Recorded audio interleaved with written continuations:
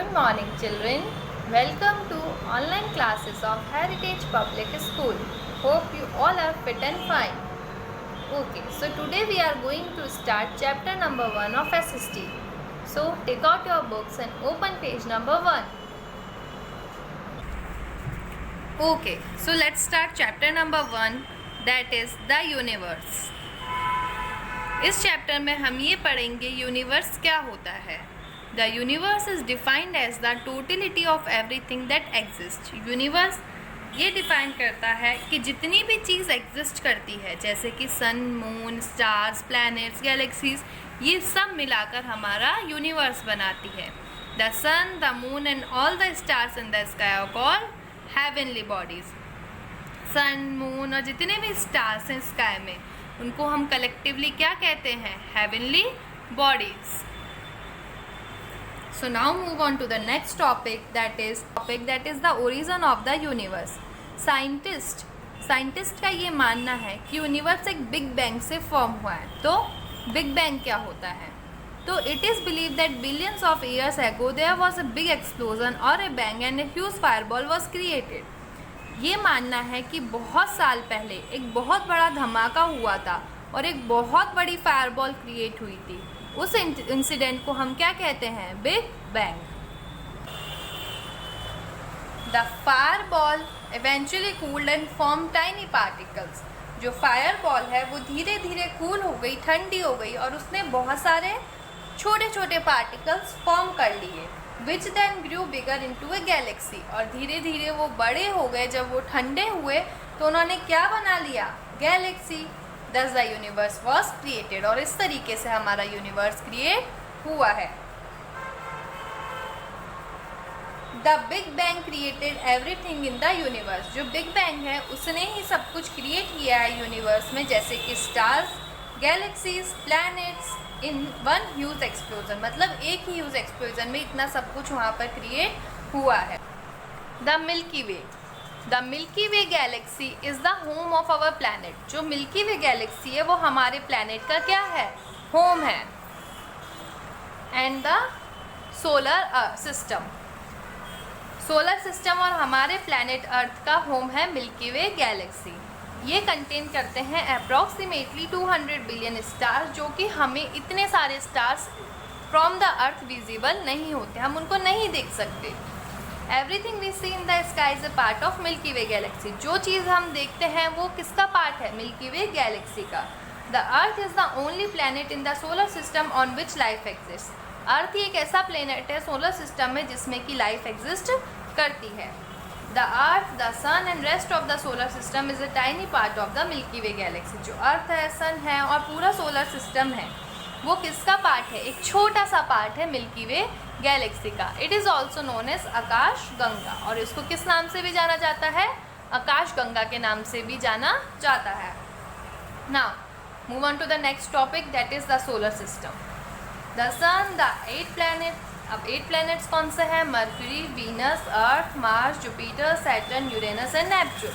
ये हमारे 8 प्लैनेट्स हैं और nearly 180 satellites and other heavenly bodies together form the solar system. मतलब ये सब चीज़ें मिलाकर क्या बनाती है? Solar system. It include asteroids. ये क्या इंक्लूड्स करती है? Asteroids, comets and meteoroids. Okay. The solar system is also called the solar family. और सोलर सिस्टम को क्या कहा जाता है? Solar family. Our solar system consist of a star known as the sun. हमारे सोलर सिस्टम में एक star है जिसको हम किस नाम से जानते हैं? सन. एक सन ही सोर्स है हीट एंड लाइट का. The sun is the only source of heat and light in the solar system. Planets have no light of their own. Planets की खुद की कोई लाइट नहीं होती है. They merely reflect the light of sun. ये सिर्फ जो सन की लाइट होती है उसको ही रिफ्लेक्ट करते हैं. जो सन होता है वो सोलर सिस्टम के सेंटर में होता है. It is the biggest member of the solar family. ये सबसे बड़ा मेंबर है सोलर फैमिली का. Okay, now the biggest planet of the solar system is Jupiter. Jupiter सबसे biggest planet है और Mercury सबसे closest planet है सन के. Neptune 8th और सबसे दूर planet है Neptune सन से. Earth 3rd planet है. Mars 4th नियरेस्ट प्लैनेट है, मतलब मार्स 4 नंबर पे है। और मार्स को किस नाम से जाना जाता है? रेड प्लैनेट के नाम से। क्यों? क्योंकि इसमें जो आयरन होता है और कार्बन डाइऑक्साइड होता है, आर्गन, नाइट्रोजन, ये सब वहाँ पर बहुत रिच क्वांटिटी में मिलते हैं, जिस वजह से उसका जो कलर है वो क्या है मार्स का? रेड। और मार्स की जो ग्रेविटेशनल फोर्स है वो बिल्कुल लो है। The temperature of Mars is below freezing point. जो टेम्परेचर है मार्स का वो फ्रीजिंग पॉइंट, मतलब वहाँ पर बहुत ज़्यादा ठंड पड़ती है।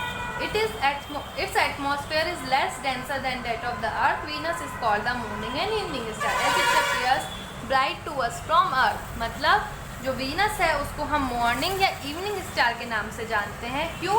क्योंकि वो अर्थ से हमें ब्राइट दिखता है।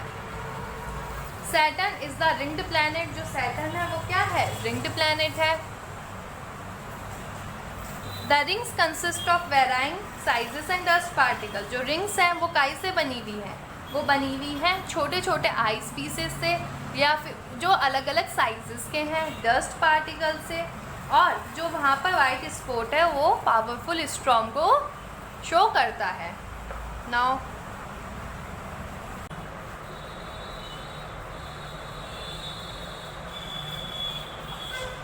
move on to the next phase, that is phase number 3. It says Uranus appears blue-green in color due to the cold methane gas. जो यूरेनस है वो कैसा अपीयर होता है? ब्लू ग्रीन कलर में अपीयर होता है, क्योंकि वहाँ पर गैस क्या है? कोल्ड मीथेन गैस है।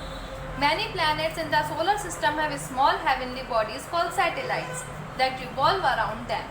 Planets में बहुत सारे planets जो हैं सोलर सिस्टम में हैव स्मॉल हेवनली बॉडीज़, उनके पास क्या है? छोटी छोटी हेवनली बॉडीज़ हैं, जिनको हम क्या कहते हैं? सैटेलाइट्स, जो कि प्लैनेट्स के चारों तरफ राउंड लगाती है।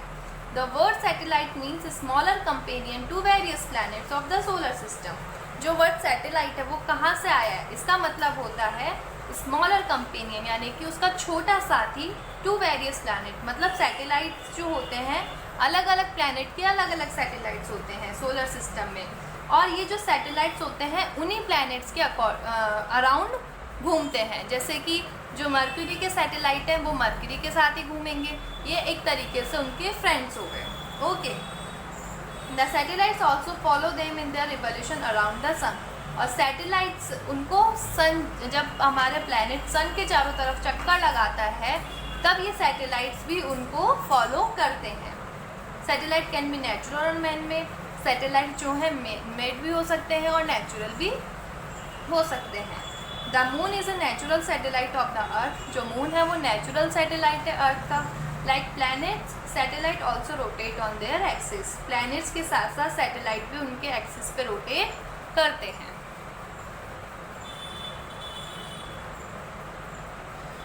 सो you have to tick the yes or no in your book according to the chapter we have learned। Okay, आपको ये यहाँ पर फिल करना है yes और no कि आपने जो पढ़ा है उसके अकॉर्डिंग ये सही है या गलत, ट्रू और फॉल्स। तो आपको ये बुक में ही आपको फिल करना है।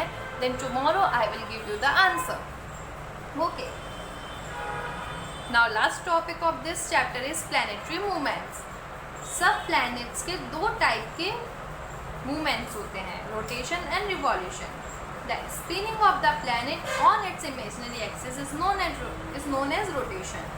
जब प्लैनेट खुद के ही इमेजिनरी एक्सिस पे क्या करता है? स्पिन करता है, तो उसको हम बोलते हैं रोटेशन।